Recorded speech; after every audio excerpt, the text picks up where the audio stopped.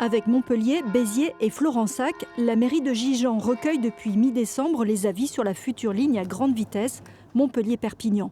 L'enquête publique sur le premier tronçon sera close jeudi 27 à 17 h et la liste des doléances est déjà longue.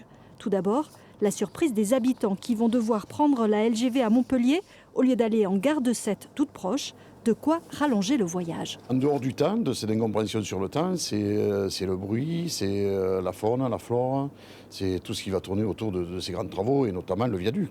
Un viaduc immense en béton, quoi. Voilà, ça va dénaturer un site classé.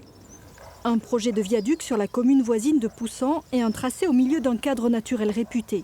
La LGV devrait traverser 12 sites Natura 2000, 25 zones écologiques, des zones humides et de captage d'eau.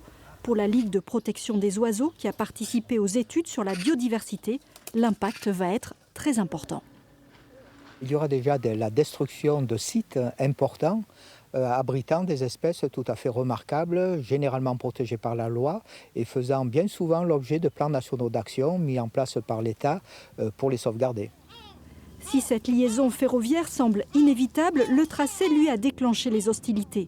La LPO défend une autre solution moins dévastatrice le long de l'autoroute A9, tracé écarté par la SNCF pour des raisons techniques.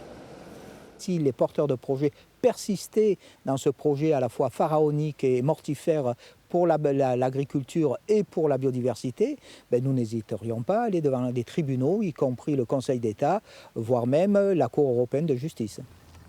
Autour de l'étang de Thau, la colère gronde. Un collectif s'est constitué et plusieurs maires ont décidé de se mobiliser.